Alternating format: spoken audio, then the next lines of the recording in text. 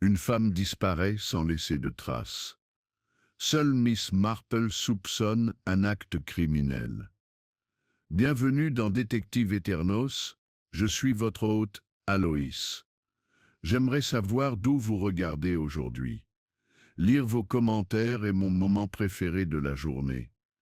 Maintenant, commençons. Le jardin du presbytère Saint-Edwige n'avait jamais été aussi beau.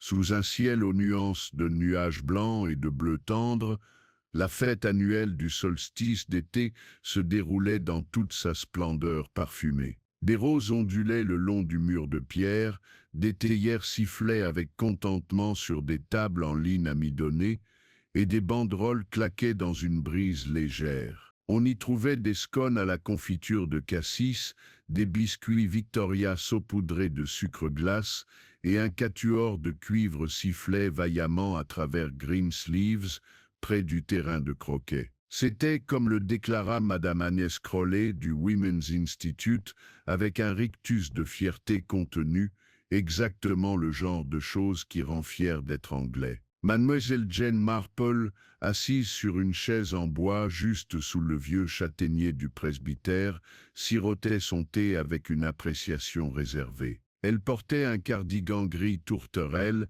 et un chapeau de paille orné d'un ruban bleu délavé. De son poste d'observation, elle pouvait voir la plupart des habitants du village s'affairer, même si peu la remarquaient. Elle avait le don particulier de se fondre poliment dans le décor, telle une tasse de thé sur un buffet. Son regard, toujours aussi perçant derrière ses délicates lunettes à monture métallique, suivait les échanges avec un intérêt modéré. Il y avait le colonel Prescott, le visage rouge et riant bien trop fort pour la blague qu'il venait de faire. La jeune Lucy Ellerman de la Poste riait nerveusement à côté de lui, serrant à deux mains un plateau de sandwich au concombre. La vieille Madame Enderby s'était endormie au soleil, la bouche ouverte. Et comme toujours, Monsieur Félix Montague, ancien comédien de théâtre et excentrique, se promenait dans un gilet de velours, brandissant une lorgnette comme un monocle. Faites attention à l'authenticité, avait-il dit un jour à Miss Marple, lorsqu'elle l'avait interrogé sur sa curieuse habitude. On voit plus à travers les lentilles de la scène qu'à l'œil nu, Miss Marple. Les illusions, ma chère, sont partout. À ce moment précis, un cri aigu et soudain fendit l'air estival. Les tasses de thé tiennent. Le quatuor de cuivre vacilla. Barre médiane, les têtes se tournèrent vers le chemin bordé de haies derrière le presbytère, où une femme, Mabel Carmichael, la fille célibataire de l'ancien médecin de la paroisse, se tenait figée, une main gantée pressée contre sa bouche. « Il est mort !» s'écria-t-elle d'une voix tremblante. « Oh mon Dieu, je crois qu'il a été assassiné. » Il est KO éclata comme un pétard. Les gens se précipitèrent vers elle, horrifiés par la curiosité, certains tendant le cou, d'autres figés dans leurs élégantes chaussures du dimanche. Miss Marple resta assise. Elle posa sa tasse de thé sur la soucoupe sans un bruit sec et se leva lentement, lissant sa jupe avec une grâce experte. Oh là là, murmura-t-elle, plus pour elle-même que pour quiconque. Il est gueux, j'espère vraiment que ce n'est pas le pauvre monsieur Montague. Ce genre de flamboyance finit rarement bien. Il est gueux, le petit portail au fond du jardin du presbytère était entr'ouvert, ses vieux gonds grincent sous la poussée d'une brise qui semblait soudain plus fraîche. Juste au-delà, sur l'étroit sentier ombragé menant au cimetière, gisait un corps. Le gilet de velours de monsieur Félix Montague, autrefois d'un prune vif, apparaît maintenant étrangement atténué sur le gravier pâle. Sa lorgnette était serrée dans une main gantée, et ses yeux grands ouverts, vitreux et fixes, fixaient les nuages qui défilaient sans inquiétude. Le temps que le révérend Gilles Tournant s'agenouille pour prendre son pouls et secoue la tête, la fête du presbytère avait pris ce mélange particulier de choc et de bienséance anglaise. Les invités murmuraient derrière leurs mains gantées, beaucoup d'entre eux tenant encore leur assiette, et quelqu'un assez inutilement avait renversé une table de gâteau dans la confusion. Miss Marple, toujours discrète, se tenait juste au bord du groupe rassemblé, son regard s'attardant non pas sur le corps, mais sur les personnes qui l'entouraient. « Je lui parlais il y a à peine 5 minutes, dit le colonel Prescott, hérissé d'indignation, comme insulté par la mort prématurée de cet homme. Il me demanda si j'avais déjà vu cette là vraie tromperie dans les yeux d'un homme, quoi que cela veuille dire. Un type épouvantable, toujours théâtral. Mais être assassiné. Assassiné, à l'état Madame Agnès Crowley, son collier de perles pressé contre sa poitrine. Vous ne le prenez sûrement pas au sens littéral, cet homme avait le cœur fragile, n'est-ce pas? Ou peut-être une insolation, je l'ai trouvé rouge tout à l'heure. Violet, presque. Le révérend Tournant secoua la tête. J'ai bien peur que ce ne soit pas si simple. Il y a une blessure. Un traumatisme crânien. Peut-être un coup violent.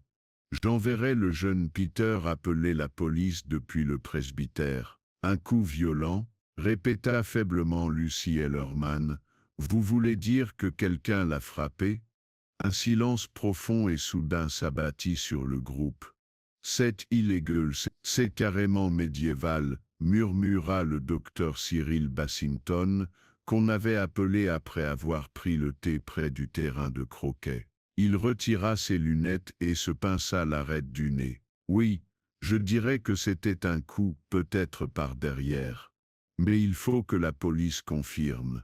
Inutile de spéculer, répéta Madame Crommeley, observant déjà chacun tour à tour avec la méfiance aiguë de quelqu'un prêt à spéculer furieusement. La police arrive avec une hâte efficace, quoique rustique. L'agent Jarvis, rond de taille et les joues rouges, apparut le premier, remontant le chemin de gravier à vélo avec une urgence maladroite. Il est suivi une vingtaine de minutes plus tard par l'inspecteur Calloway, un homme grand et crispé du commissariat de Much Pennington, dont les sourcils se froncèrent comme un homme cherchant constamment à résoudre une énigme invisible. « Bien, » dit sèchement l'inspecteur Calloway, après avoir examiné le corps et discuté à voix basse avec le révérend Torrance et le docteur Bassington. « C'est illégal, c'est illégal. Chacun doit rester où il est.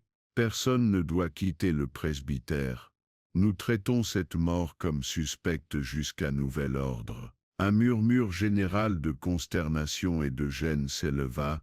« C'est illégal, je m'attends à ce que nous soyons tous interrogés, me toi dit Motab, dit Madame Derby à sa nièce, qui hocha la tête avec enthousiasme malgré son silence. Honnêtement, c'est exactement le genre de choses qui arrive quand on laisse entrer le théâtre au village. » Miss Marple, de nouveau assise sous le marronnier, raccommode tranquillement une paire de gants lavande. Ses yeux étaient baissés, mais ses oreilles, comme toujours, étaient ouvertes. Autour d'elle, un bourdonnement de voix, des bribes de conversation précipitées et chuchotées, certaines indignées, d'autres joyeuses. Le meurtre, songea-t-elle, avait une façon particulière de réorganiser la dynamique sociale. On traçait des lignes, on créait des alliances, on ravivait des griefs longtemps crus enfouis. C'est illégal, je suppose que c'était une de ces antiquités qui le brandissait sans cesse.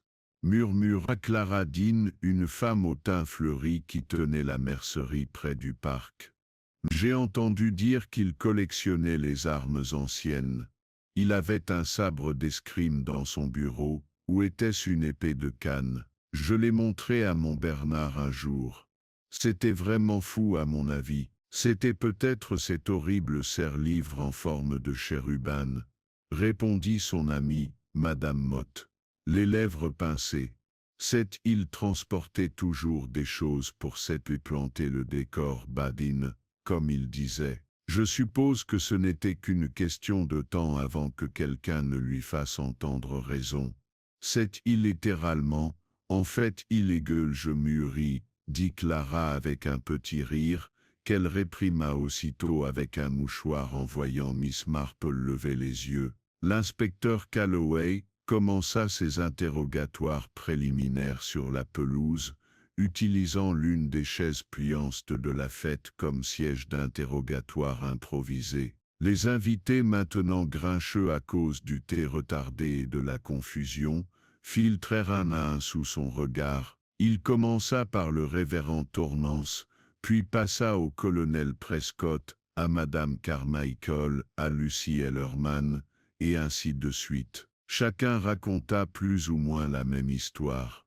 Monsieur Montag avait conservé son excentricité habituelle, flottant d'un groupe à l'autre, lançant des remarques énigmatiques et observant les gens à travers sa lorgnette. Personne ne voyait rien d'anormal.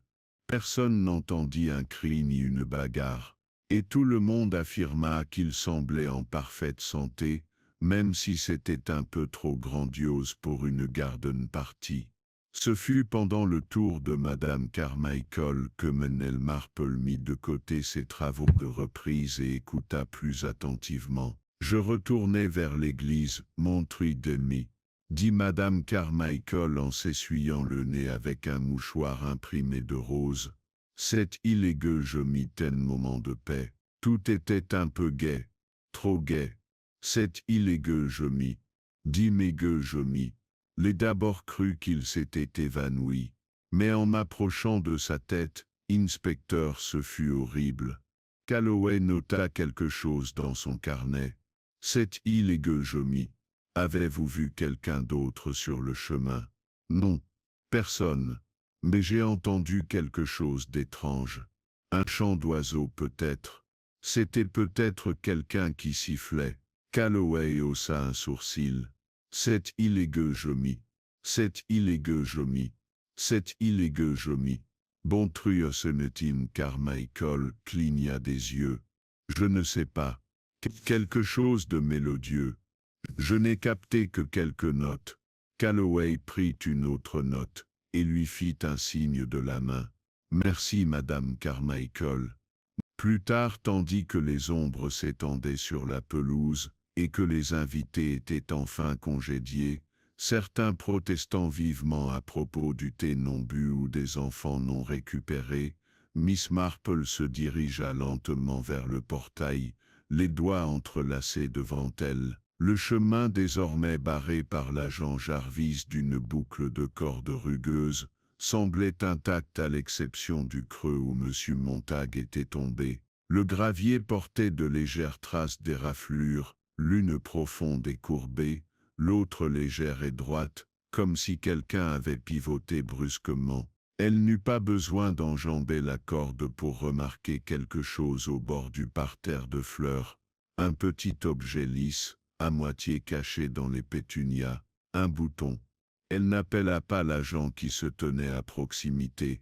Au lieu de cela, elle pencha la tête d'un air pensif et retourna au presbytère. Au crépuscule, la fête avait été officiellement annulée, et le village de Netherborough était déjà en proie à des ragots enflammés. À l'épicerie, Mnezer Cromley raconta à qui voulait l'entendre que M.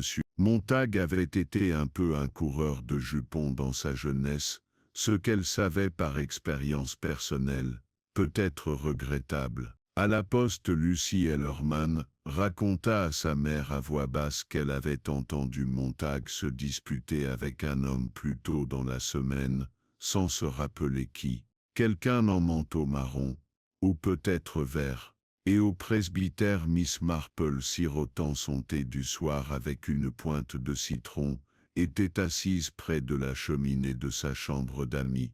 Elle ouvrit le tiroir de son secrétaire et y glissa quelque chose, un objet rond et ivoire, avec un petit liseré doré, un bouton poli et démodé, comme un gilet d'homme. Son expression était paisible, mais son regard était pensif. Elle avait bien sûr su dès l'instant où le cri avait retenti, que ce ne serait pas une mince affaire. Monsieur Montag était un homme de secret, mais les secrets, avait-elle toujours dit, sont comme les mauvaises herbes. Ils ne restent jamais enfouis bien longtemps. Le lendemain matin à Nether Barrow, l'aube se fit d'une sérénité trompeuse. Une brume basse enveloppait les chaumières en pierre, adoucissant les contours des haies et des cheminées, comme si le village lui-même souhaitait se réfugier dans un silence de déni. Les cloches de l'église sonnaient matin, même si même le carillon semblait porter une note sombre. Dans les salons, les tables de petit déjeuner et les boutiques disséminées à travers le village, on ne parlait guère d'autre chose. La mort de Félix Montague s'était installée comme un brouillard sur Nether Barrow. Le genre de brouillard qui incite les gens à baisser la voix et à regarder par-dessus leur épaule. Au presbytère, le révérend Tornant était assis dans son bureau avec l'inspecteur Calloway, tous deux sirotant du thé noir sans appétit. Un dossier de déclaration était posé sur le bureau entre eux, les bords froissés par les manipulations répétées. Aucune trace d'effraction dans l'allée du jardin, dit Calloway en tapotant le dossier. Pas d'empreinte de pas non plus, même si ce gravier n'est pas la surface la plus révélatrice, surtout après avoir été piétiné par la moitié du village. Le révérend Tornant avait l'air troublé, et l'objet qui l'a tué, toujours porté disparu, probablement quelque chose à portée de main, un outil de jardinage peut-être, ou un ornement. Nous avons commencé à inspecter les lieux. Calloway soupira et jeta un coup d'œil par la fenêtre. L'homme ne faisait pas l'unanimité, je suppose. Le révérend hésita. Il était particulier, pas forcément méchant mais théâtral. Il aimait bien semer la zizanie. Il avait l'habitude d'en dire juste assez pour perturber les gens. Il avait un jour accusé Madame Holbrook d'avoir simulé sa goutte pour échapper à la rotation des fleurs, et il s'est avéré, bien que maladroitement, qu'il n'avait pas tout à fait tort. Calloway haussa un sourcil. Avait-il des ennemis? Tout le monde au village aime se croire au-dessus de ce genre de choses, répondit sèchement le révérend, mais M. Montague pouvait faire monter les esprits. Pourtant je ne vois personne qui aurait recours à la violence. La bouche de Calloway se tordit. C'est rare que les gens le fassent avant de le faire. Pendant ce temps, Miss Marple s'était levée tôt et avait fait une promenade tranquille dans le village avant que la plupart des volets ne soient ouverts. Elle passe devant l'épicier, le monument aux morts et la poste, s'arrêtant de temps à autre avec la douce curiosité de quelqu'un qui observe l'ordinaire. Pourtant son regard était loin d'être inactif. Elle remarqua que la porte toujours verrouillée, du cottage de M. Montague au bord de Rose Lane était blanchie à la chaux, ornée de lierre frisé et d'un heurtoir en laiton en forme de tête de lion. Un ruban noir avait été noué à la poignée par un voisin bien intentionné, et 2 bouteilles de lait vide se trouvaient près du perron. Il y avait aussi un journal, encore plié dans sa pochette. Plus tard dans la matinée, après une brève visite chez la femme du pasteur, au cours de laquelle Miss Marple s'enquit tout naturellement de la recette de son four aux groseilles, elle se retrouva invitée à une réunion informelle chez Madame Adney Cramley, qui avait pris sur elle de restaurer un semblant de normalité. Le salon de Crowley était sombre et surchargé, avec des photos d'ancêtres sans sourire au mur et un tapis persan si usé qu'il avait été poli par le temps. Madame Crowley avait disposé un modeste assortiment de tourteaux de graines, d'eau d'orge et d'inquiétude. On raconte que c'était quelqu'un d'extérieur au village, déclara-t-elle d'un air autoritaire. Des vagabonds errants ou des touristes dérangés. Ce genre de choses n'arrive pas qu'à Nether Barrow, pas naturellement. Miss Marple, assise près de l'âtre, sirotait son thé. Oh, je ne sais pas. Les crimes violents sont rarement l'œuvre d'inconnus. Le plus souvent, ils sont commis par quelqu'un que l'on connaît très bien. Madame Crowley cligna des yeux. Vraiment, Miss Marple?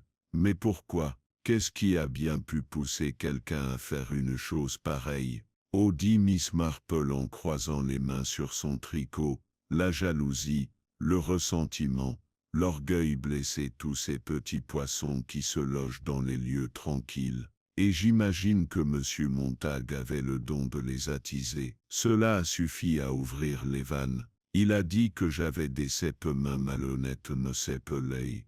À voix Lucie et leurs mains, les joues rouges, à la braderie de l'église le mois dernier, juste devant Madame Tornant, malhonnête, Madame Crollet à l'état. Et vous? Lucie hocha la tête lamentablement. Parce que j'ai échangé un vase du rayon des 20 pences avec un autre du rayon des 50 pences. Je ne le volais pas, je pensais juste qu'il avait été mal étiqueté, mais il l'a dit si fort. Le j'ai entendu dire qu'il tenait des registres s'épelait, ajouta Claradine d'un ton prudent, des notes sur les gens, des secrets, ridicule marmonna Madame Mott, et s'épelait, qui l'aurait cru? Moi si maudit, dit doucement Miss Marple. Félix Montag avait l'air d'un homme qui collectionne les informations comme certains collectionnent les timbres-poste, non par cruauté, mais pour le drame. Il aimait être celui qui sait. Et que fait-on de telles informations? Demanda Madame Crowley en plissant les yeux. Et c'est peu ça dépend Poley, répondit Modèle Marple en enfilant son aiguille. Certains pourraient s'en servir comme moyen de pression, d'autres attendraient simplement le moment idéal pour en discuter. À ce moment-là, la conversation fut interrompue par l'arrivée du jeune Peter, le fils du vicaire chargé d'un message de l'inspecteur Calloway. L'inspecteur dit qu'il mène des interrogatoires au commissariat de maudit Peter en se dandinant légèrement, fait de Miss Eppley, à la gouvernante du cottage et à tous ceux qui ont vu M. Montag récemment chez lui, et il dit alors d'un ton conspirateur que quelque chose avait disparu de son salon, un tableau, ou peut-être une lettre. Il ne voulut rien dire. Fait de Miss Eppley, je ne l'appréciais pas beaucoup, Poley, admit-elle-ci, trop de fantasmes, toujours en train de déplacer des choses. Il ne me laissait pas toucher à son bureau, ni à ses tiroirs. Il disait qu'il y avait ses peuls à drôlerie, même si ça me semblait toujours désordonné. As-tu remarqué quelque chose qui manquait récemment? Demanda Calloway, et si hésite. Il avait un cadre photo, doré ovale posé sur sa cheminée. Il était vide, mais l'épouse était toujours lui-même.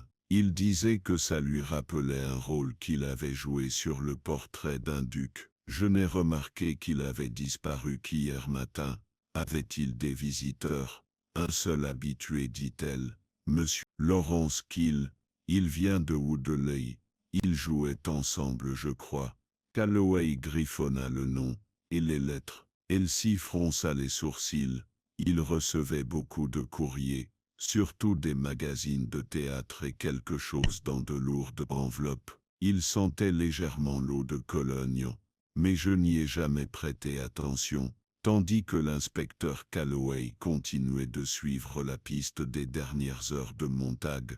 Miss Marple se promena tranquillement sur la place du village et finit par arriver au bureau de poste. Lucie était derrière le comptoir pâle et abattue. « Bonjour ma chère Miss Marple m'a accueilli avec gentillesse. Je me demandais si vous pouviez m'aider. Voyez-vous, j'essayais de me rappeler si M. Montag n'avait pas reçu de courrier étranger ces dernières semaines, de France peut-être, ou d'Italie. » Lucie fronça les sourcils visiblement hésitante. Il avait reçu un colis de Venise il y a environ 15 jours. En recommandé. Je m'en souviens car l'étiquette était manuscrite et l'adresse de retour comportait un petit écusson doré, très chic. A-t-il signé pour le recevoir? Oh oui, il en a fait tout un plat. Il l'a emporté comme trésor. Miss Marple sourit et ses yeux pétillaient. Merci ma chère, vous m'avez été d'une grande aide. Elle quitta le bureau de poste son panier à la main, une légère trace de réflexion entre les sourcils. Les pièces du puzzle, sentinelle, commençaient à s'aligner, non pas encore clairement mais de manière suggestive. Un bouton, un cadre photo manquant, un air sifflé, et un colis recommandé de Venise. On pensait souvent que la vérité arrivait en fanfare et en coups de tonnerre. Mais Miss Marple avait toujours trouvé qu'elle surgissait discrètement enveloppée d'observations subtiles et de détails négligés. Il suffisait de savoir où chercher, et parfois de quoi se souvenir. Le lendemain, Nether Barrow bouillonnait d'une énergie inébranlable. La nouvelle du meurtre de Félix Montag s'était répandue au-delà des limites du village, atteignant les paroisses voisines les plus ruraux, et même une mention dans le Mouch Pennington Courrier. L'idée d'une mort réelle et théâtrale dans un lieu aussi pittoresque s'était emparée de la campagne comme un gel inattendu. Au cœur de toutes ces spéculations se trouvait désormais un homme, Lawrence Keel. Monsieur Keel n'était pas un inconnu pour les villageois, bien que sa présence fût rare et toujours accompagnée d'un léger élan de curiosité. Grand et mince, avec des tempes argentées et une voix forgée par des années de scène, il dégageait une grandeur passée. Autrefois un nom célèbre dans les théâtres provinciaux, il vivait désormais le plus souvent seul dans une modeste chaumière aux abords de Whoopeley Common, à une quinzaine de kilomètres de Nether Barrow. Il arriva tard ce matin-là dans une automobile vert forêt avec un fracas sourd vêtu d'un manteau sombre et de gants qui avaient connu des jours meilleurs. Son expression était tirée et impassible tandis qu'il remontait le chemin du presbytère et fut accueilli par l'inspecteur Calloway sans cérémonie. « Mais Fégé a pris la nouvelle, Paul, dit-il en ôtant son chapeau. Mais Fégé, je suis venu dès que j'ai pu. Fégé est-ce confirmé alors que Félix a été assassiné? Calloway hocha la tête. J'en ai bien peur, monsieur.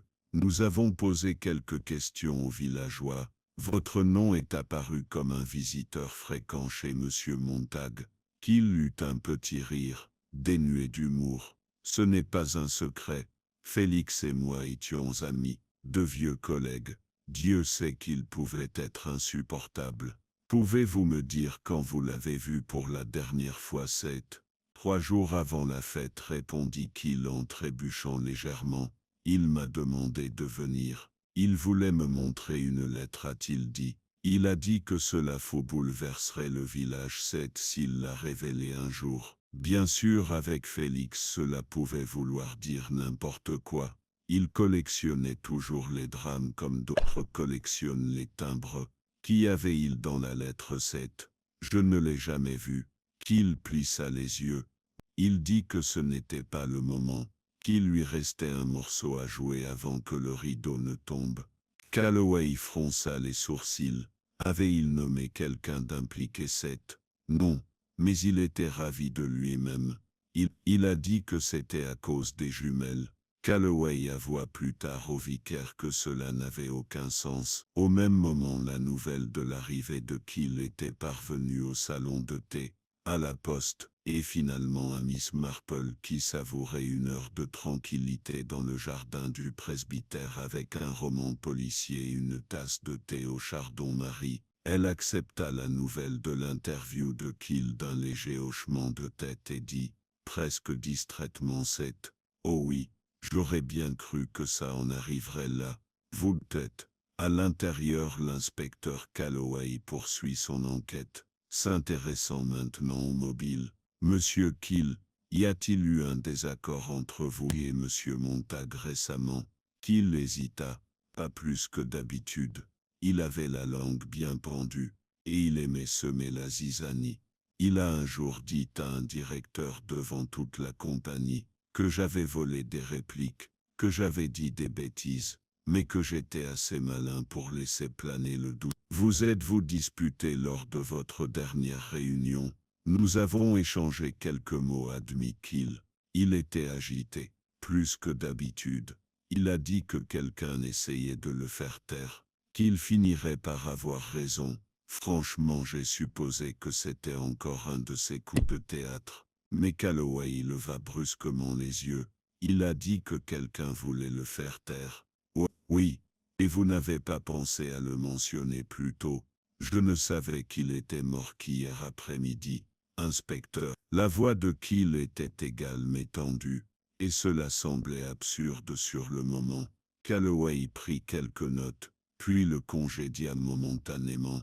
De retour au salon, Miss Marple sirota son thé et réfléchit. Elle avait vu Laurence Kill jouer dans une production itinérante plutôt pompeuse de la série Z quelques années auparavant. Il avait incarné le propriétaire terrien tragique avec dignité, même alors, la mélancolie dans son regard semblait moins due à la performance qu'au souvenir. Elle doutait fort qu'il fût homme à commettre un meurtre de sang-froid, mais elle savait aussi que les blessures émotionnelles laissées de côté pouvaient se transformer en choses dangereuses. Pendant ce temps, un autre nom circulait parmi les villageois, cette Lucie et leurs mains. La pauvre fille était l'objet de regards obliques depuis la fête. Les rumeurs souvent contradictoires se multipliaient plus vite que Lucie ne pouvait les étouffer. Certains disaient qu'on l'avait vue pleurer derrière la sacristie de l'église le jour de la fête. D'autres juraient l'avoir vue en pleine conversation animée avec Montag quelques jours plus tôt, les mains flottant dans une colère inhabituelle. Mademoiselle Cromley, toujours avide de découvrir des scandales, affirma avoir vu Lucie rôder avec suspicion près de la grille du presbytère peu avant le cri. Je pensais qu'elle attendait quelqu'un Noisy, dit-elle à Clara Dean. Mais maintenant je pense qu'elle observait, peut-être même qu'elle préparait un plan. Interrogée. Lucie était pâle et les yeux creusés. Je ne l'ai pas tuée, dit-elle sans détour à l'inspecteur Calloway. Je ne l'aimais même pas. Paul, qui, mais je ne l'aimais même pas. Mais je ne l'ai pas tuée. On vous avait vu pleurer la veille. Cela n'avait rien à voir avec monsieur Montag. Était-ce une affaire personnelle? Tim, Lucie hésita. Qui? Oui, Calloway marque une pause. On vous avait aussi entendu vous disputer avec lui. Lucie rougit, tordant son mouchoir. Qui? Oui, qui?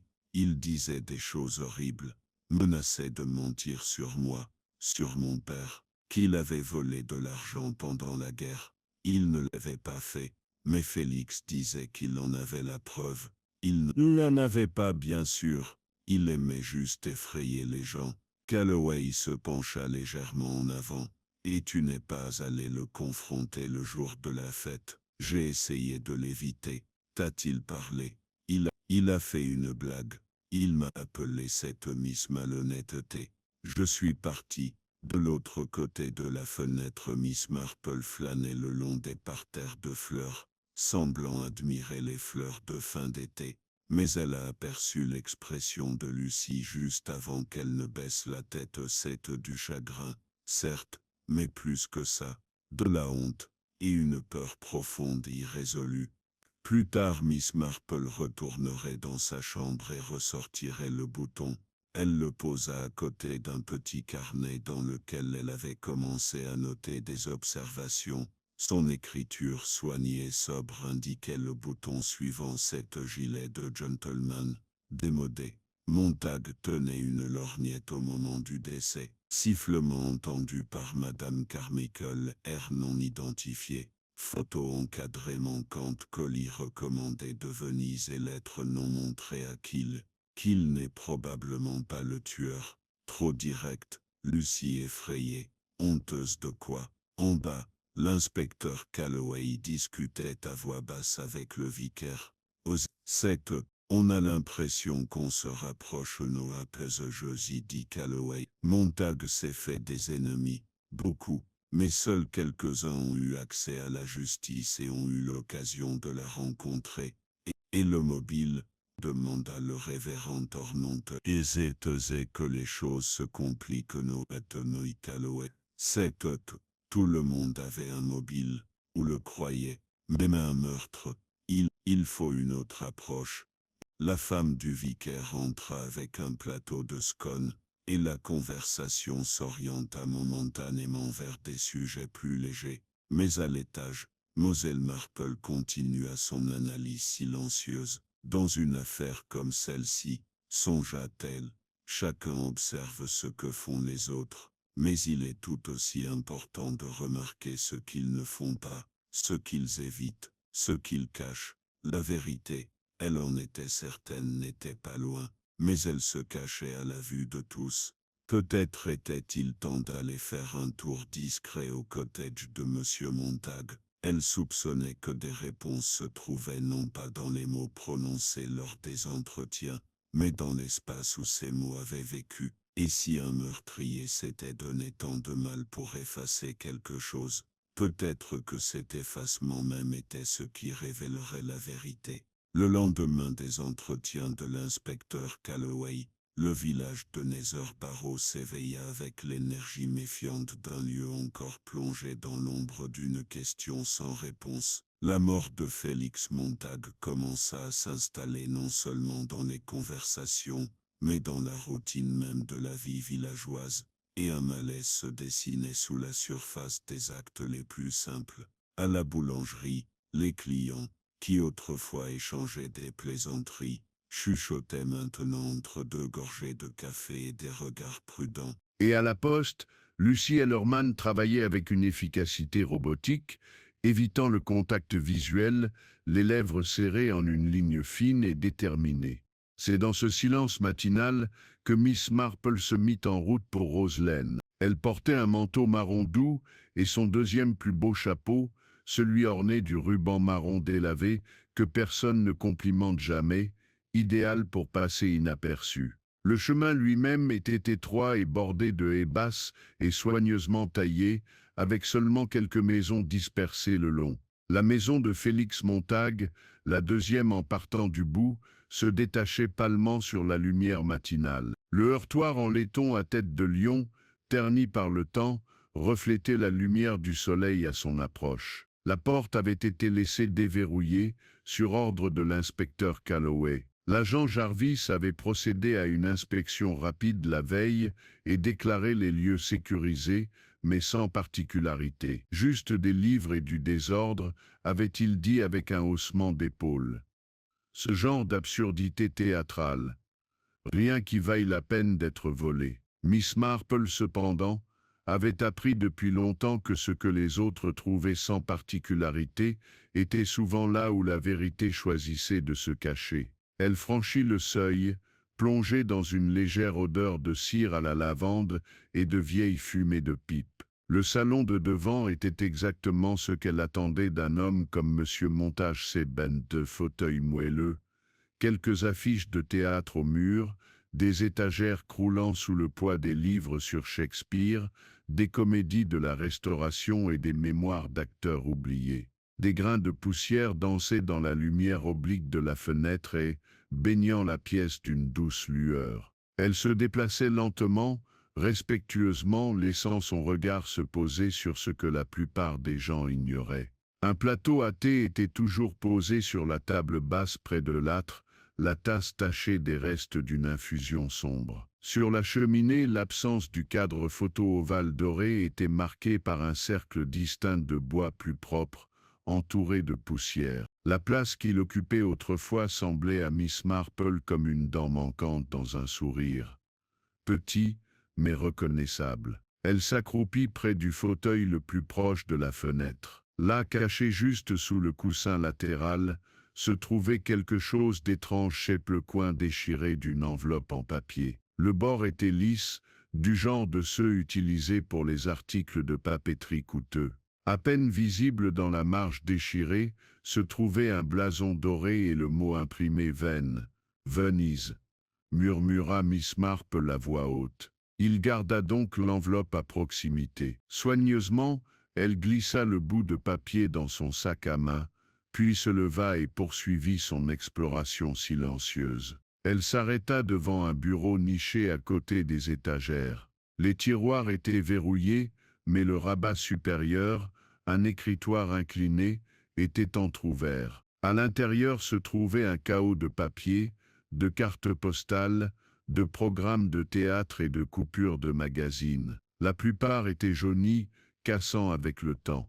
Mais niché entre un programme de théâtre plié et un manuscrit écorné se trouvait un petit objet plat enveloppé de soie. En le dépliant, Miss Marple trouva une photographie sépianée, légèrement craquelée sur les bords. Elle représentait une jeune femme, d'une vingtaine d'années, debout à côté d'un homme en tenue militaire. Son sourire était réservé, son regard lointain. Mais ce qui retint l'attention de Miss Marple, ce ne fut pas l'expression, mais la broche au col de la jeune femme. Une hirondelle, façonnée en argent et jet, d'une facture incomparable. Miss Marple connaissait cette broche. Elle l'avait déjà vue, des années auparavant, délicatement épinglée à l'écharpe de Madame Agnès Crowley. Elle plia soigneusement la photographie et la plaça à côté du fragment d'enveloppe dans son sac à main. Puis, presque par réflexion, elle se dirigea vers la bibliothèque et en sortit un livre légèrement décalé par rapport aux autres. C'était un mince volume intitulé « La tragédie de la tromperie », mémoire de L.H. Kendry. Sous la couverture, griffonnée de la main flamboyante de M. Montague, se trouvaient les mots Seppel pour quand ils oublieront enfin ce qu'ils ont fait. Miss Marple referma le livre et le glissa sous son bras. Il était temps, pensa-t-elle, de prendre un thé bien particulier. Cet après-midi-là, chez Madame Cromley, le salon résonna à nouveau d'un murmure de spéculation. Quelques dames de l'Institut des femmes étaient passées, et le thé était assez fort pour décaper le vernis. Madame Cromley, assise avec la posture royale d'une directrice d'école à la retraite, était particulièrement en forme. Il est évident, disait-elle, que Laurence Keeley cache quelque chose. C'est un acteur après tout. Ils sont entraînés à mentir, toujours à se donner des airs. Oh, mais ne trouvez-vous pas qu'il a l'air terriblement triste? Demanda Clara Dean. Il n'a presque pas dit un mot pendant la fête. De la culpabilité sans doute, répondit Agnès. À ce moment-là, Miss Marple entra, le pas léger comme l'ombre d'un nuage. Bonjour, dit-elle avec un doux sourire. Pardonnez-moi de venir à l'improviste, Agnès. Je passais juste par là, et je pensais passer. J'ai quelque chose d'intéressant à vous montrer. Madame Cromley haussa un sourcil, mais fit un geste vers la chaise la plus proche. Bien sûr, Jane, vous êtes toujours la bienvenue. Qu'avez-vous trouvé? Miss Marple ouvrit son sac à main, et avec une lente précision, sortit la photo. Elle la posa sur la table à thé. Reconnaissez-vous cette jeune femme? Demanda-t-elle. La main de Madame Crowley se figea à mi-chemin du sucrier. Un silence s'installa dans la pièce. Je n'ai pas vu cette photo depuis des années, dit-elle doucement. Seppel Phillas. C'était ma cousine Lily. Lily Harwood. Elle est morte pendant la guerre. Seppel Marple Phillas. Seppel Phillas. Elle portait une si jolie broche. Je crois avoir vu la même sur votre écharpe. Oui, a dit Madame Cromley, la voix soudain cassante. Seppel Phillas, Seppel Phillas. Elle nous a été offerte par notre grand-mère. Il y avait deux Lily et la mienne. Seppel Phillas.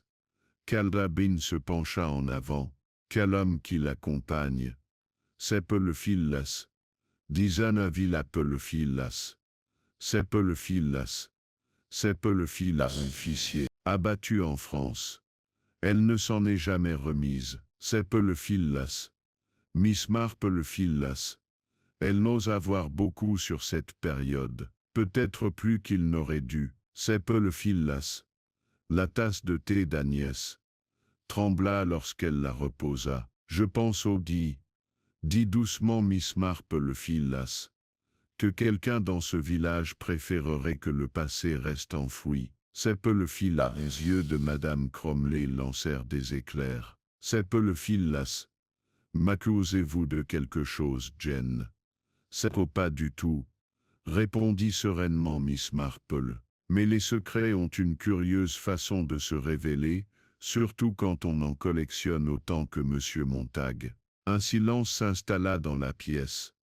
Au même moment, l'inspecteur Calloway arpentait l'allée du jardin derrière le presbytère frustré.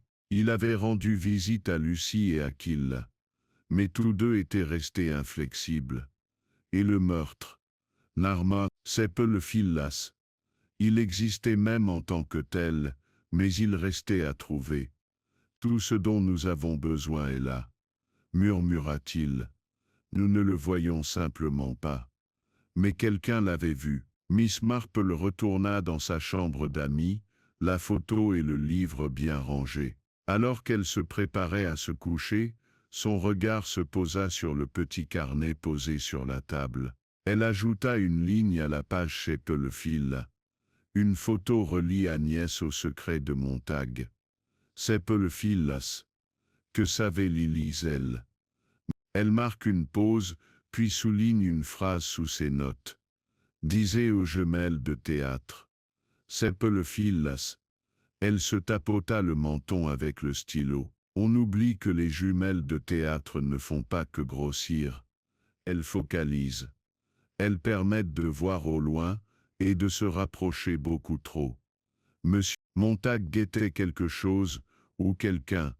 La pièce maîtresse soupçonnait Miss Marple, ne résidait pas dans ce qu'il voyait, mais dans ce qu'il n'avait pas encore révélé. Et quelqu'un très probablement avait veillé à ce qu'il ne le fasse jamais. Pendant 1 jour et demi après sa visite chez Madame Cromley, Miss Marple resta discrète. Elle passait ses matinées à s'occuper du jardin d'herbes aromatiques du presbytère, semblant ruminer des questions domestiques comme la quantité de mélisse qu'il serait raisonnable de faire sécher pour le thé d'hiver. Mais derrière son jardinage réfléchi, son esprit tournait sans cesse autour des fils qui s'en mêlent et se resserrent dans le mystère de la mort de Félix Montag. Des noms et des détails revenaient comme les refrains d'un morceau de musique, Seppe le bouton, le cadre manquant, l'étrange mélodie sifflée, la lettre jamais montrée, et maintenant, une photographie longtemps crue oubliée,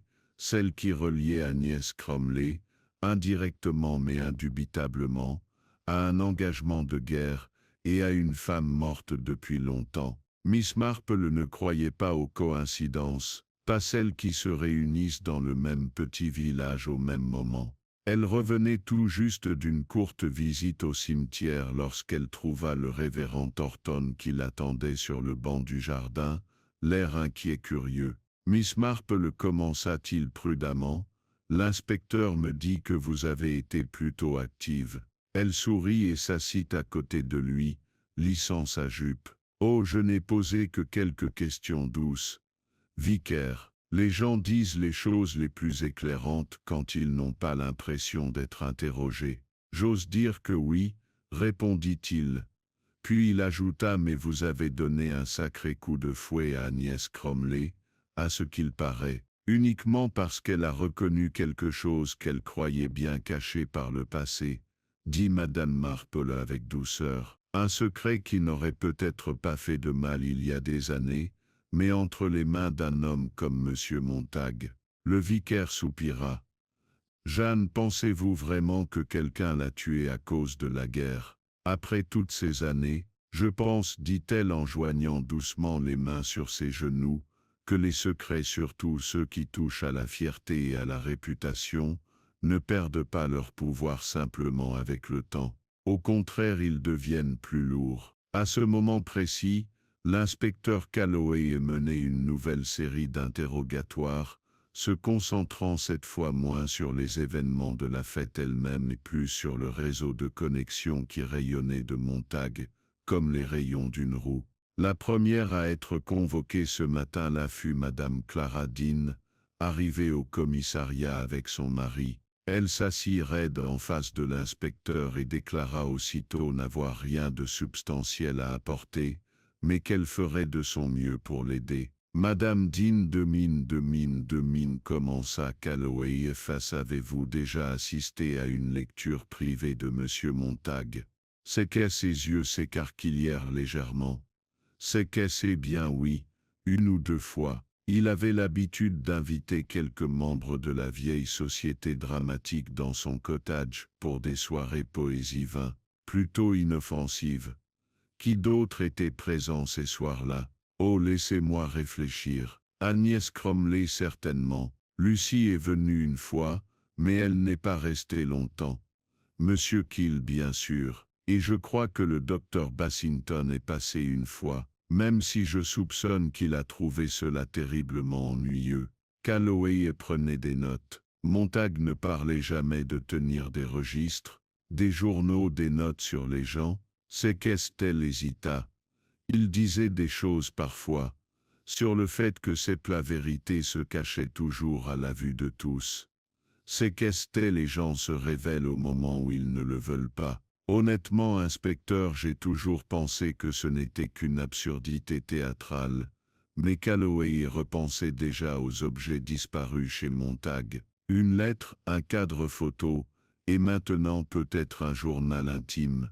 Plus tard dans la journée, une conversation plus délicate s'engagea au bureau de poste. Miss Marple était passée sans raison particulière, comme à son habitude. Elle s'attarda poliment pendant que Lucy Ellerman finissait de peser les colis et de gérer la monnaie des clients. Lorsque la pièce fut momentanément vide, elle s'avança. « Ma chère, dit-elle doucement, je me demande si vous pouviez m'aider à comprendre quelque chose. » Lucy leva les yeux, surprise. « Bien sûr, Miss Marple. Connaissez-vous Lily Harwood ?» Lucy cligna des yeux. « Ce nom me dit quelque chose. Je crois que c'était la cousine d'Agnès Cromley, morte pendant la guerre. »« Oui, » dit Miss Marple. « Mais elle a vécu ici, brièvement, très brièvement.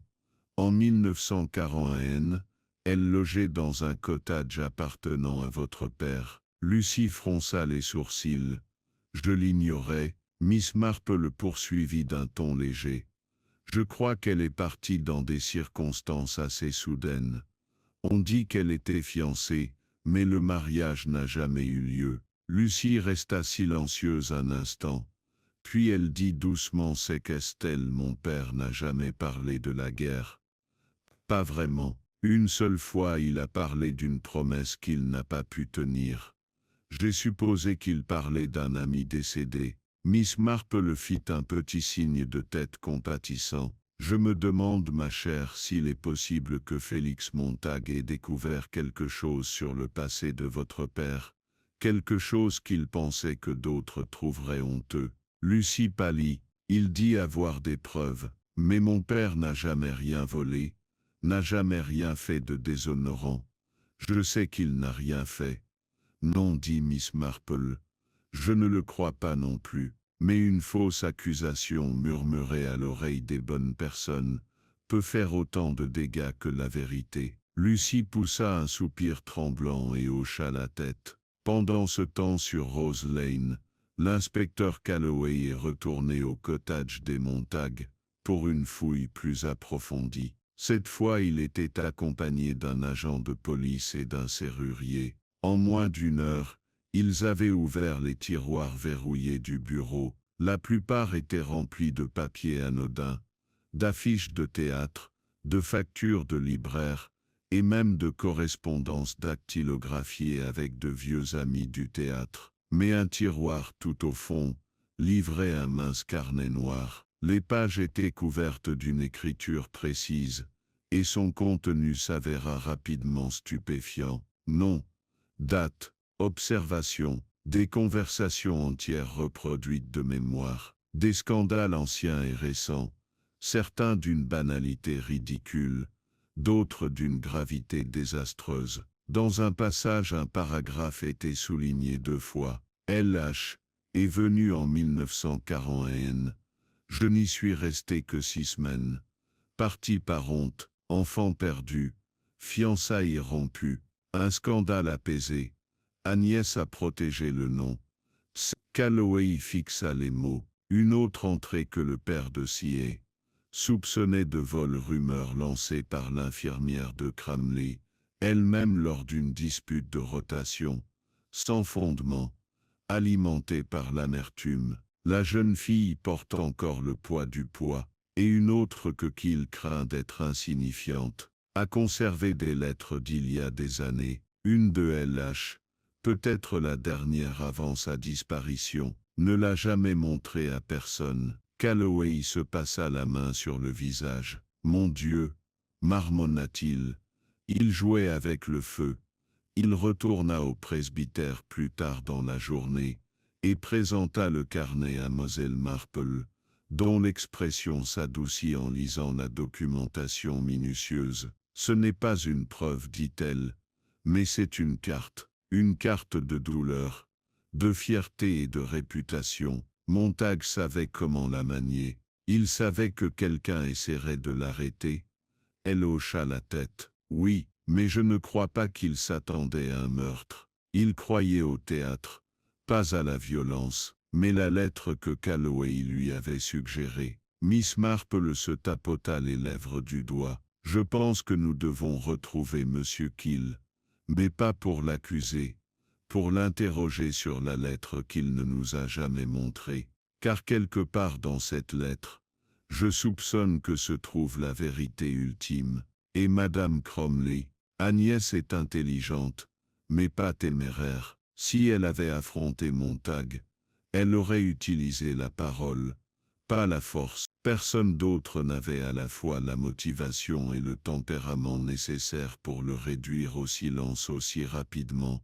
Elle se retourna vers le carnet, glissa son doigt sur une entrée, puis s'arrêta. Son visage devint pensif. « Quelqu'un siffla, dit-elle à voix haute. Un air, pas un chant d'oiseau. » Calloway la regarda fixement. « Oui, Madame Carmichael en a parlé. » « Pourquoi ?» Le regard de Mlle Marple croisa le sien. « Parce qu'il n'y a qu'une seule personne au village qui siffle avec des gants.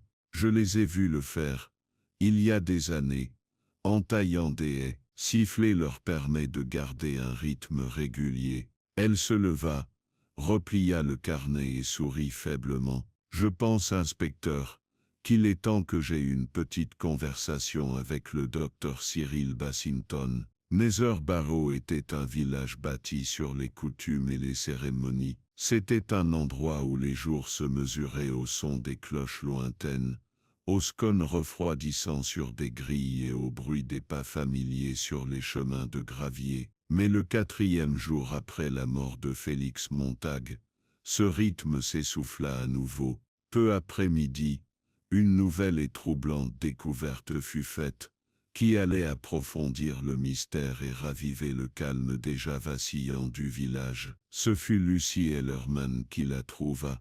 Elle avait été envoyée à la sacristie par le révérend Tornant pour récupérer une boîte de recueil de cantiques, empilée sur une étagère poussiéreuse derrière la chaire. La boîte, lourde et encombrante, avait bougé lorsqu'elle l'avait tirée vers elle, et là derrière la boîte, plaqué contre le mur, elle aperçut quelque chose caché dans l'étroit espace, un programme de théâtre, plié soigneusement, trop soigneusement, et parmi ces pages, soigneusement glissées entre les listes d'actes et les biographies des acteurs, se trouvait une enveloppe cachée. Ses mains tremblaient lorsqu'elle la porta au vicaire, qui l'attendit à son tour directement à l'inspecteur Calloway. L'enveloppe ne portait pas d'adresse, mais elle était scellée d'un épais sceau de cire, le même que le morceau déchiré que Miss Marple avait trouvé sous la chaise de Montag,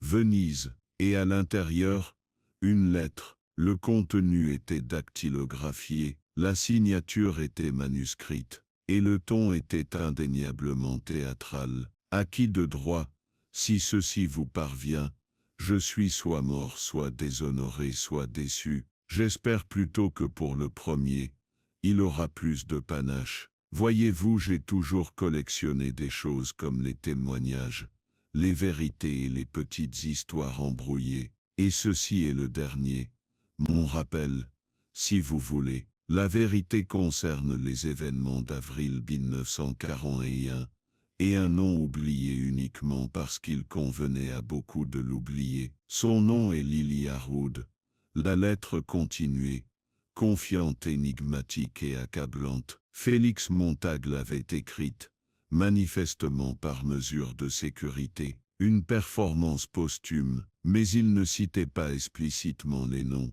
Il utilisait plutôt des expressions comme l'homme en uniforme qui avait rompu son vœu, et que l'enfant n'avait jamais tenu. On parlait de trahison, de fiançailles ratées, de faux dossiers médicaux et d'enterrement discret. Calloway le lut 2 fois, puis le tendit à Miss Marple plus tard dans la soirée. Elle le lut une fois, le visage indéchiffrable, puis elle le posa sur la table entre elles, et dit doucement c'est une énigme. Il joue à un jeu, même maintenant. C'est l'inspecteur grogna, un jeu cruel. Oui, elle acquit ça, mais peut-être pas aussi cruel qu'il n'y paraît au premier abord. Je pense qu'il voulait que quelqu'un comprenne ce qui avait été fait à Lily. Oui, mais aussi à lui-même. Il ne s'agissait pas vraiment de vengeance. C'était une question de pertinence, de contrôle. Pensez-vous que le docteur Bassington était impliqué? Miss Marple resta silencieuse un instant, puis elle se leva et se dirigea vers la fenêtre, admirant le jardin du presbytère, maintenant plongé dans la faible lumière du début de soirée. Le docteur Bassington est à Nether Barrow depuis près de 30 ans, jamais marié, réservé, très respecté. Le genre d'homme qu'on ne remettrait jamais en question sans raison. Et Calloway attendit. Elle se retourna vers lui. Mais même un homme comme lui peut avoir quelque chose à cacher. Le lendemain matin, Mademoiselle Marple se rendit au cabinet médical. Elle arriva à 11 heures précises, sachant que c'était l'heure la plus calme entre deux rendez-vous. La salle d'attente était vide. L'infirmière, une femme censée nommer Elsie Bridger, l'accueillit avec un sourire chaleureux. Il termine ses notes. Mademoiselle Marple, je vais lui dire que vous êtes là. Quelques instants plus tard, le docteur Bassington apparut, redressant les poignets de sa veste en tweed. Ses cheveux étaient soigneusement peignés, son visage impassible. Comme toujours, Miss Marple, dit-il, je dois avouer que je suis surprise. Pas désagréablement, j'espère, répondit-elle avec un sourire. J'espérais un mot. Pas de médecine, mais de musique. Il fronça légèrement les sourcils. De la musique, oui. Un air en fait, une mélodie entendue le jour de la mort de Monsieur Montag, sifflée, dit-on, plutôt obsédante. Le médecin marqua une pause. Je ne me souviens pas avoir entendu quoi que ce soit de ce genre. Non? C'est étrange. On vous a vu dans le jardin peu avant la découverte du corps. Je livrai une ordonnance, m'en dit-il. C'est pour la femme du révérend. Morbel pencha la tête. Mais vous ne vous êtes pas arrêté à la maison. Il cligna des yeux. Je l'ai laissé dans la boîte. Il n'y était pas. Le coassa lentement la tête, puis s'approcha. Le docteur. Vous souvenez-vous avoir taillé les haies derrière le cabinet? Il y a 2 étés. Vous avez sifflé aussi. Je passais devant et j'ai remarqué la précision avec laquelle vous travaillez cette coupée. Coupée, sifflé, le même rythme, le même gant. Les yeux du docteur Bassington se plissèrent. Je vois pas comment je peux croire que quelqu'un ait observé Monsieur Montag ce jour-là. Mortil et poursuivit-elle. Peut-être s'est-il approché de lui. Peut-être l'avait prévenu avant de lui dire de laisser le passé derrière lui. Mais il ne l'a pas fait. Il ne le ferait pas. Il ne dit rien. La lettre qu'il a écrite, ajouta-t-elle doucement, ne vous accuse peut-être pas directement, mais elle pointe très près. Le docteur Bassington laissa échapper un soupir. À peine audible, il marcha lentement vers la fenêtre et regarda la place du village. Ses mains, remarqua-t-elle, s'étaient mises à trembler légèrement. Je voulais pas le tuer, dit-il, on fait à voix basse. Nous nous sommes disputés. Je voulais seulement l'effrayer. Si, il brandissait sa nuit, il brandissait. Il disait qu'il allait tout révéler. À propos de Lily, du bébé, de la façon dont je l'avais laissé partir. Miss Marple le seul je le puzzle B. Mortil et dit-il. A fait à voix le je prie-ti. Mortil et le mandoute le je puzzle quoi le B. Mortil.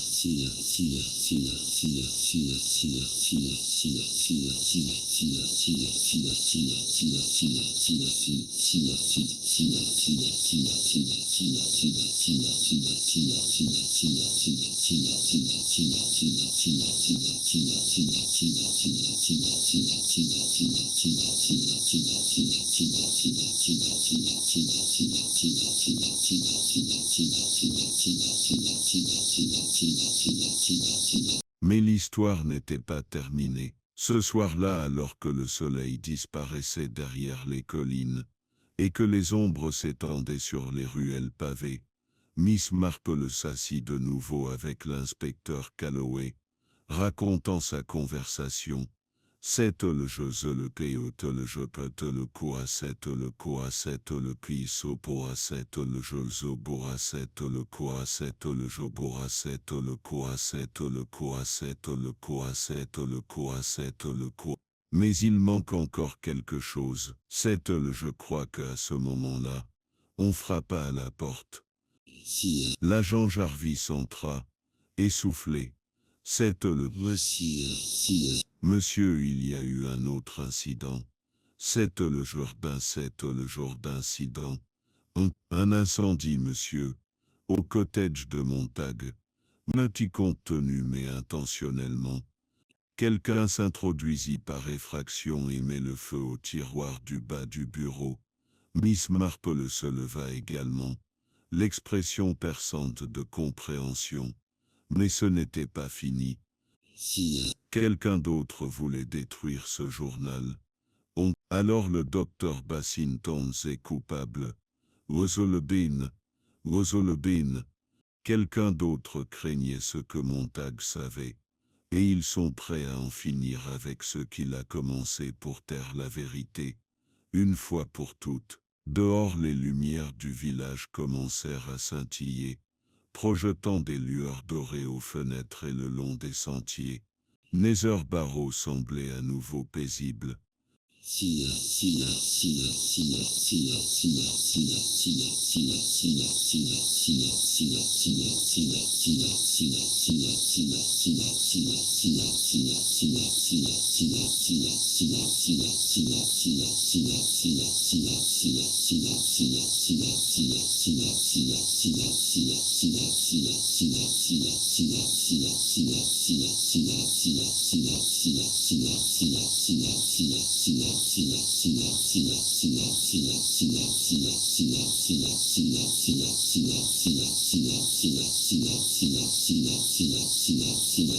Et le masque final n'était pas encore tombé.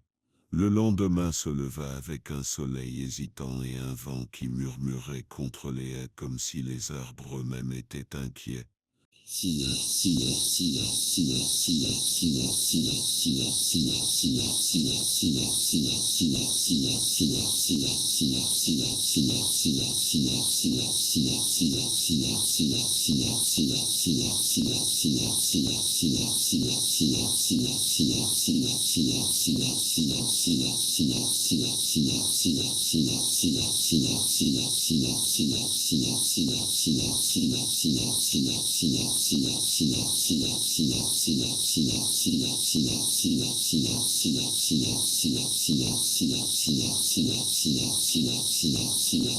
L'incendie du cottage de Félix Montag avait perturbé tout le monde, non pas parce qu'il avait causé de graves dommages, l'endommagé non mais parce que cela avait confirmé ce que Miss Marple soupçonnait déjà.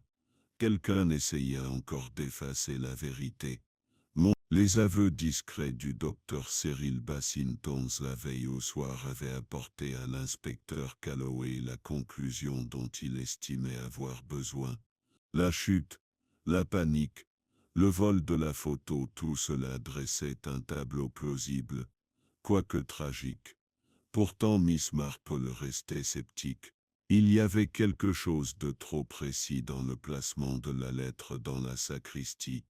Quelque chose de trop calculé dans l'incendie, qui n'avait brûlé que le seul tiroir, l'endroit même où Montag avait conservé ses archives les plus sensibles. Bassington, malgré toute sa retenue et son poids moral, ne lui semblait pas un homme qui complotait à l'avance. Ses actes avaient été désespérés, non délibérés, mais quelqu'un d'autre avait agi par la suite, avec une main prudente et un esprit vif, quelqu'un qui avait observé d'aussi près que Montag. Elle était maintenant assise à son bureau, baignée par la lumière de la fin de matinée, rédigeant un petit mot très délibéré. « Chère Madame Cromley, j'espère que vous me pardonnerez mon insolence de vous inviter à prendre le thé cet après-midi. Je crois que nous aurions tous deux besoin d'un moment de calme pour réfléchir.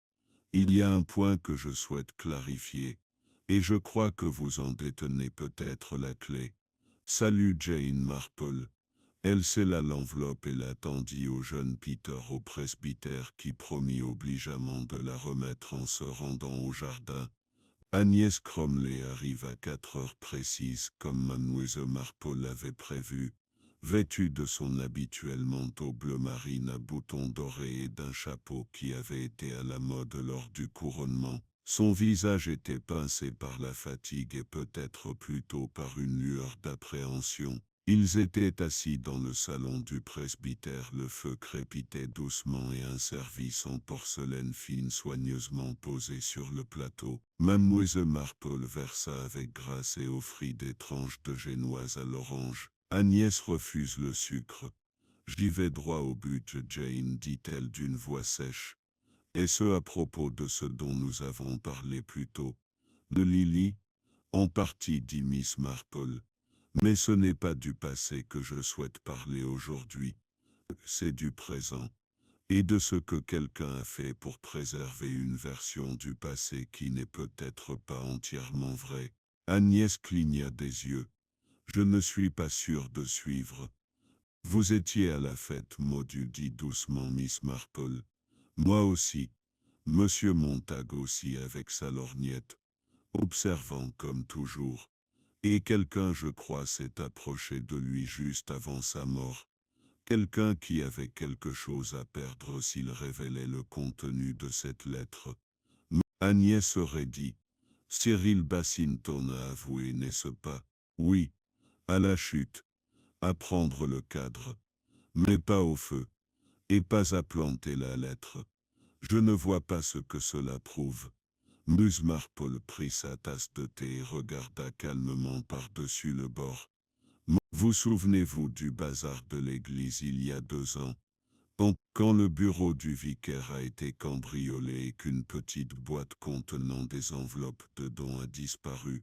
Agnès cligna des yeux. Bien sûr que si. Les enveloppes n'ont jamais été retrouvées.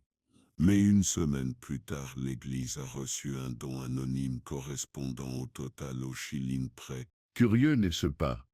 Agnès ne dit rien. Une seule personne connaissait la somme exacte, poursuivit Mademoiselle Marple. Vous, parce que vous étiez trésorier à l'époque. Vous avez apporté une correction discrète, non pas par malhonnêteté, je crois, mais pour épargner l'embarras à l'Église. Agnès ouvrit les lèvres. Cep, ce n'est pas important. Cep, ce l'est. Pourtant, bonté, dit Mademoiselle Marple en posant sa tasse. Parce que cela montre que vous savez garder un secret. Et comment arranger une situation avant que les autres ne s'en aperçoivent. Cep, un silence s'installa entre elles. Je crois, poursuit Miss Marple doucement, Cep, que vous avez suivi Montag dans le jardin après sa confrontation avec le docteur Bassington. Peut-être avez-vous entendu la dispute. Peut-être avez-vous vu la chute. Et quand vous avez réalisé qu'il était mort, vous avez compris ce qu'il fallait faire. Cep, tu insinues que je l'ai tué? Dit Agnès d'une voix basse et tendue. C'est absurde. Non, Agnès, je ne crois pas que tu aies voulu le tuer. Mais je crois que tu as saisi l'occasion pour protéger ton héritage. Tu as vu le carnet. Tu as trouvé le cadre. Tu savais ce que Montag avait reconstitué. Et tu as compris que si d'autres apprenaient l'existence de l'enfant de Lily et les fiançailles, le scandale donnerait une mauvaise image. De toi, de la famille. La main d'Agnès tremblait légèrement en tendant la main vers son thé. Tu lui as dit toi-même, Jen. Le passé est le passé. Mais l'incendie, dit doucement Miss Marple, ne l'était pas. Cela ramena le rouge aux joues d'Agnès. J'essayais de préserver ma dignité. Pour Lily, pour moi-même, pour ce village. Je ne l'ai pas tué, mais je n'allais pas le laisser salir sa mémoire avec des absurdités théâtrales et de vieilles blessures. Miss Marple esquissa un léger sourire. Je comprends. Agnès se pencha en avant, le regard soudain perçant. Alors laisse faire, Jen. Tu as ta confession. J'ai déplacé la lettre. J'ai brûlé le tiroir. Mais je n'ai pas porté le coup. Que cela suffise. Il y eut un silence et dans ce silence, Miss Marple vit l'épuisement se déposer sur le visage de l'autre femme comme de la poussière sur un vieux miroir. « Ce n'est pas à moi de décider, nièce-tu, dit-elle doucement. Sepp, mais je vous remercie de votre honnêteté. Sepp, Agnès se leva, se ressaisissant avec une dignité prudente. C'était un homme cruel, Jen. Il aimait regarder les gens se tortiller. Mais il oubliait une chose. Laquelle? Que parfois ceux qu'on observe nous regardent en retour. Après son départ, Miss Marple resta assise un long moment, le feu projetant des ombres ambrées sur son tricot. Les pièces étaient presque toutes en place. Elle savait maintenant ce qui s'était passé. Félix Montag savait quelque chose sur presque tout le monde. Il avait toujours été un collectionneur de secrets, mais en essayant de les utiliser pour mettre en scène son dernier grand drame, il avait sous-estimé le pouvoir tranquille de ceux qui avaient passé leur vie à cacher leur douleur. Cyril Bassington avait poussé ou surpris Montag dans une chute mortelle. Agnès Crumley, soucieuse de protéger l'héritage de sa cousine et sa propre place au village, avait falsifié les preuves. Mais il restait un dernier élément, une personne dont la présence jusqu'alors était étrangement marginale, Sepp Ronskill. Miss Marple prit son carnet et retourna à la page où son nom était mentionné pour la première fois. Il avait dit que Montag avait une lettre. Il avait dit ne jamais l'avoir vue. Mais et si ce n'était pas vrai? Et si qu'il l'avait vue, l'avait même lue, et avait compris qu'elle impliquait quelqu'un qu'il avait aimé? Une pensée la saisit alors, froide et soudaine.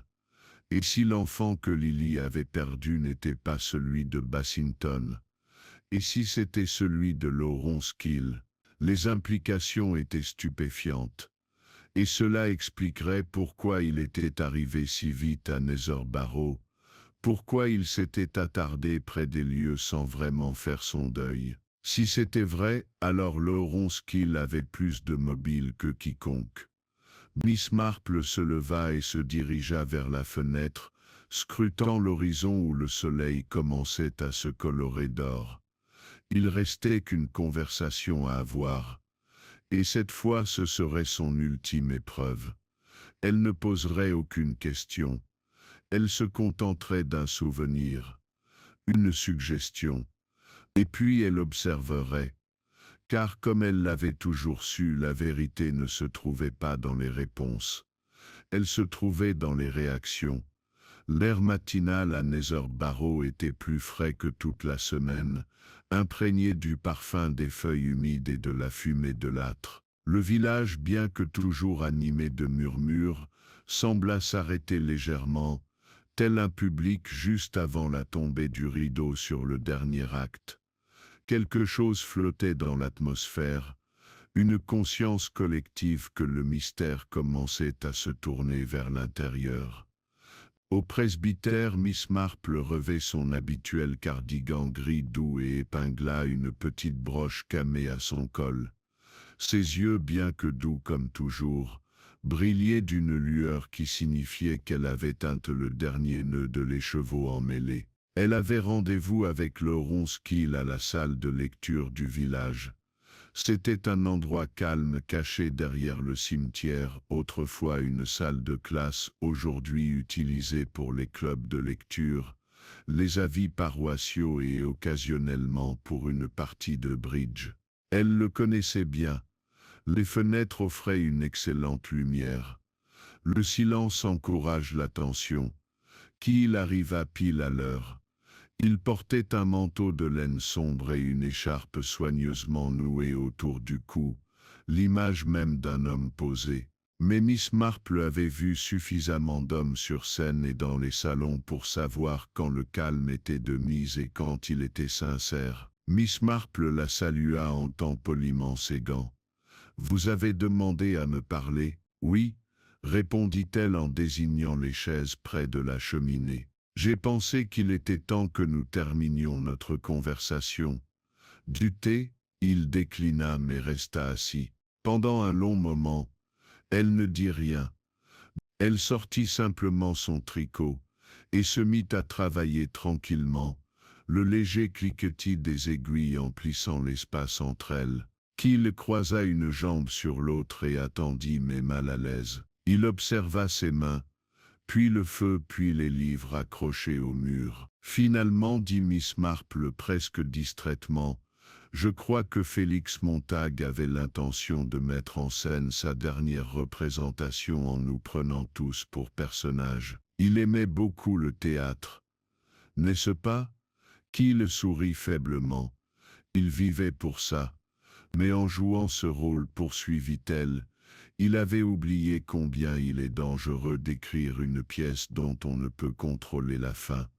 Il ne dit rien. Miss Marple fouilla dans son sac à tricot et en sortit un morceau de papier plié. La lettre, dit-elle, celle que Montague avait cachée dans la sacristie. Elle parle d'un homme en uniforme, de fiançailles rompues, d'un enfant perdu. La plupart des gens penseraient qu'elle désignait le docteur Bassington, surtout depuis qu'il a avoué avoir eu une liaison avec Lily Harwood. La bouche de Kill se contracta mais il ne dit rien. Mais voici ce qui est intéressant, poursuit-elle doucement.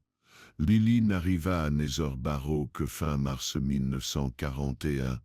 Le docteur Bassington affirma que lui et Lily s'étaient séparés en avril quelques semaines plus tard. Ce fut une fin brève et brutale, trop courte pour une relation sérieuse, mais elle est restée près de 6 semaines. C'est à ce moment-là que leurs fiançailles ont pris fin. C'est à ce moment-là qu'on l'a vue se promener près du bureau de poste avec quelqu'un d'autre. Qui l'a serré la mâchoire? Tu as dit être venu voir Montague, parce qu'il voulait te montrer quelque chose. Une lettre. Mais et s'il te l'avait déjà montrée une fois? Et s'il en avait gardé une copie et menaçait de la rendre publique?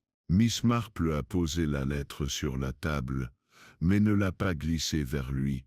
Le regard de Kill s'y est posé, puis s'est détourné. Seb, je l'ai aimé, Miss Sebco, et dit doucement. Lily, je l'ai rencontrée lors d'un spectacle à Bath. Elle est arrivée dans les coulisses timide, douce et intelligente. Elle a dit avoir vu tous les spectacles. Miss Marple a hoché la tête. Elle était fiancée à cause de la pression familiale de quelqu'un d'autre, je suppose. Mais elle a dit qu'elle le quitterait. J'ai été stupide. Dramatisant. Je lui ai dit qu'on s'enfuirait, qu'on recommencerait. Mais ensuite on m'a appelé. Tout s'est passé si vite. Et à mon retour, elle était partie. Il se leva et s'approcha de la fenêtre, les mains serrées dans le dos. Je la retrouvai. Des mois plus tard. Mais elle était malade. L'enfant était né trop tôt et n'avait pas survécu. Elle refusait de me parler. Elle disait que c'était trop tard. Il se retourna, les yeux brillants mais féroces. Montague trouva une lettre qu'elle m'avait écrite. Je l'avais laissée dans un livre. Il me l'avait volée, des années auparavant, et il la tient au-dessus de moi. Il ne l'avait jamais dit ouvertement, mais je savais qu'il avait l'intention de la révéler un jour. Il voulait que je ressente quelque chose, que je me brise. C'était son dernier jeu. Miss Marple resta silencieuse. Puis après un long silence, elle dit « Tu ne l'as pas tué, n'est-ce pas ?» Qu'il secoua la tête. « Non, je l'ai trouvé déjà mort. Je suis arrivé en retard juste après le début de l'agitation. Je me suis échappé de la foule. J'ai contourné le chemin de traverse. Et j'ai vu lui son corps. Je m'agenouillai et tentai de prendre la lettre dans la poche de son manteau, mais elle n'y était pas, seulement les jumelles. Il baissa les yeux, la voix rauque. Je l'ai pris. Je ne sais même pas pourquoi. Elles étaient ridicules, mais j'avais l'impression que c'était la dernière chose que je pouvais tenir. Miss Marple poussa un léger soupir. « Et le feu ?»« Pas moi, dit-il. Je le jure. » À ce moment-là, je n'avais plus rien à protéger. Miss Marple le croyait. Son chagrin n'était pas ostentatoire. Il s'était installé en lui comme une racine. Elle avait déjà vu ce genre de chagrin. Ce n'était pas une mise en scène. Ils restèrent assis en silence un moment de plus. Puis Miss Marple dit « C'est... Je vous crois, monsieur Kiel. Et je pense qu'il est temps que le reste du village connaisse la vérité. Non pas le spectacle que Montag voulait, mais la véritable histoire. » Seb Keith il hocha la tête. Une lente acceptation. Seb qui. Et Agnès, elle restera impunie, dit Miss Marple doucement.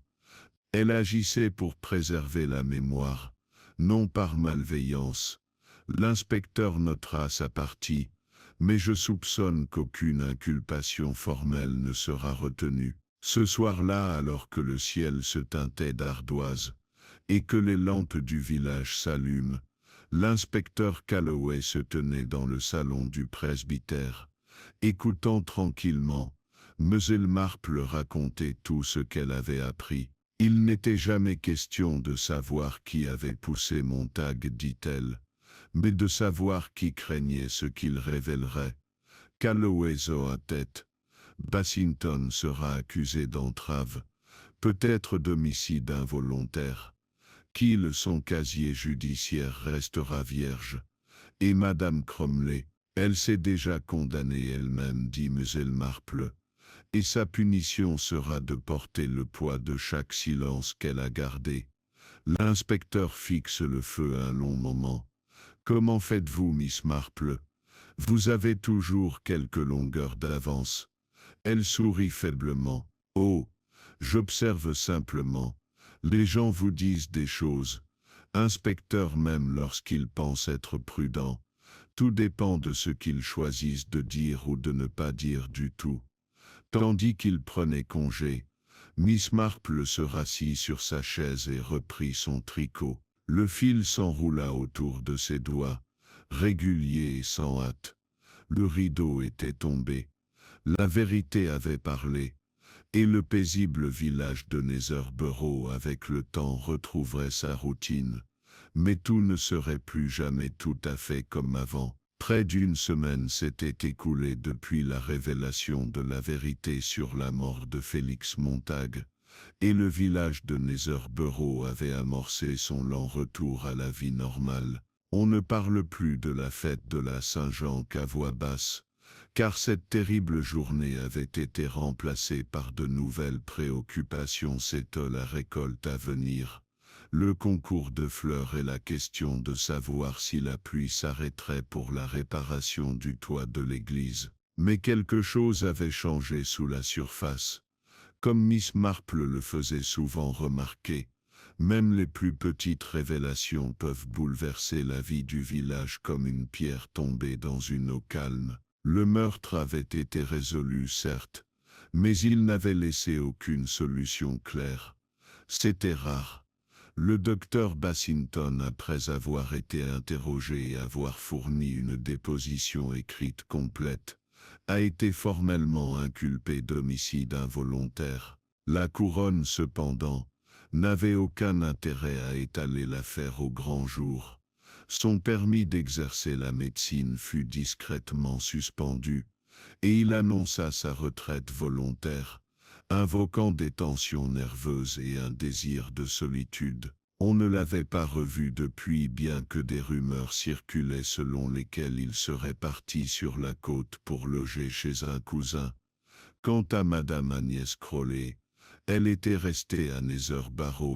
Bien que sensiblement transformée, sa posture droite et sa voix impérieuse semblaient légèrement diminuer, ses bonnets moins flamboyants, sa présence aux réunions paroissiales plus discrète. Elle ne commente plus bruyamment le comportement des autres et avait démissionné de son poste au comité des fleurs de l'église pour accueillir des jeunes, affirmait-elle, même si la plupart comprenaient qu'il s'agissait d'une attitude plus sombre. Elle n'était pas ostracisée, mais elle n'était pas non plus accueillie à bras ouverts.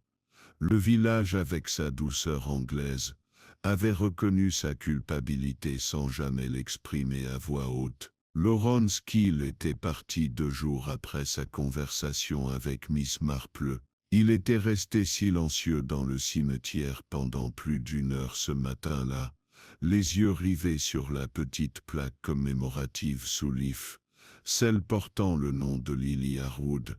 Personne ne savait qui l'avait arrangée. Elle avait été placée des années auparavant modestement et sans cérémonie, et la plupart avaient depuis longtemps oublié sa présence. Kiel avait effleuré la pierre une fois, légèrement, puis était parti en voiture sans un mot. Miss Marple se tenait maintenant près de lui, même si, la brise caressant doucement le bord de son chapeau de paille, le soleil de l'après-midi avait commencé à décliner, projetant une douce lumière sur les pierres tombales et réchauffant le parfum du thym et de la mousse. Elle avait apporté un petit bouquet de roses fraîches du jardin, d'un jaune tendre légèrement teinté de rose, et s'était agenouillée avec précaution pour les déposer sous la plaque commémorative. Une histoire compliquée, murmura-t-elle à voix haute, sans s'adresser à personne en particulier, mais c'est généralement le cas quand il s'agit de personnes.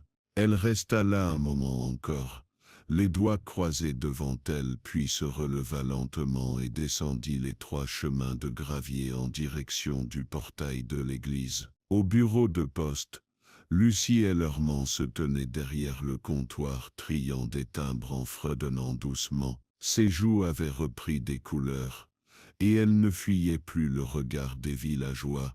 Elle salua Miss Marple d'un sourire chaleureux.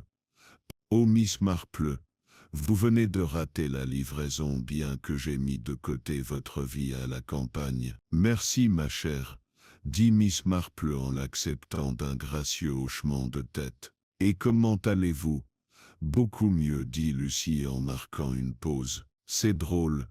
Quand tout cela est arrivé, j'ai cru ne plus jamais marcher dans la rue principale sans que les gens chuchotent. Mais ce n'est pas le cas, ou du moins pas en face de moi. » Les yeux de Miss Marple pétillèrent. « Les chuchotements passent, ma chère, mais le caractère demeure. » Lucie rougit et retourna à son travail. Alors que Miss Marple regagnait la douce chaleur de l'après-midi, elle vit le révérend Hortense s'approcher du presbytère, une sacoche de lettres paroissiales sous un bras et une canne sous l'autre. « Miss Marple, » appela-t-il, « vous vous joindrez à nous pour le thé ce soir, j'espère. Ma femme prépare sa tarte aux figues et au miel. Ça a l'air délicieux, dit Miss Marple, mais je trouve que les figues peuvent être terriblement collantes par temps chaud. » Il rit. Je crois qu'elle a ajouté du zeste de citron cette fois. Pour équilibrer, je me considère comme attiré. Ils se séparèrent en souriant, et Miss Marple poursuivit sa promenade sur la place du village. Des enfants jouaient près du monument aux morts. Monsieur Grave réparait un portail de jardin avec l'aide de son épagnole. Le monde, semblait-il, avait repris ses plaisirs ordinaires. Mais elle, plus que quiconque, savait que ce qui se cachait en dessous n'était jamais aussi simple.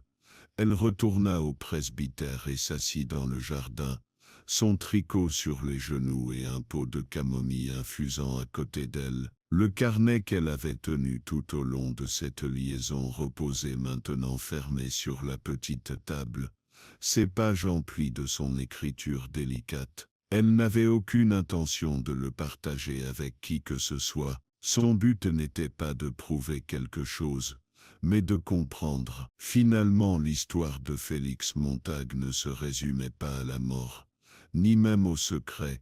Elle parlait du poids que l'on porte en silence, de la réputation, de la honte, de l'amour perdu et des rôles que nous jouons dans nos propres vies, parfois volontairement, parfois avec effroi. Montague avait passé ces dernières années à distribuer des rôles à d'autres personnes pour lesquelles elle n'avait jamais auditionné, tirant sur les ficelles de leur passé pour les voir danser, mais il n'avait pas calculé le prix à payer, ni la réaction de ceux qui avaient passé leur vie entière à apprendre à performer sous pression.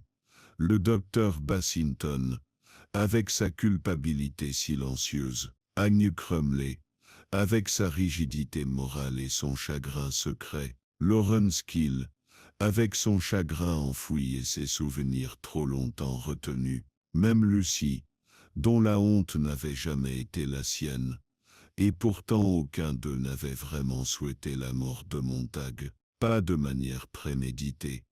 Ils avaient tous, d'une manière ou d'une autre, réagi. Et ce faisant, ils avaient révélé la vérité plus clairement que n'importe quelle confession. Miss Marple sirotait son thé en regardant le vent souffler dans le lierre. La nature humaine, pensa-t-elle, est une chose curieuse, tellement pleine de contradictions, tellement encline à la vanité, à la peur, à l'affection, et pourtant toujours capable d'une grande décence, même face à la folie. Elle saisit de nouveau ses aiguilles à tricoter. Elle n'écrirait jamais de mémoire. Ce genre de choses ne se faisait pas. Mais chaque affaire, chaque petite énigme, vivait en elle en silence, non pas à cause du crime lui-même, mais à cause des gens. Le faible son des cloches de l'église résonnait dans le jardin, et tandis que le soleil baissait derrière les collines de Netherborough, projetant de longues ombres sur la pelouse, Miss Marple sourit doucement. Une autre histoire terminée, une autre vérité doucement dévoilée, et toujours la certitude que quelque chose de très humain, de très réel avait été compris juste à temps.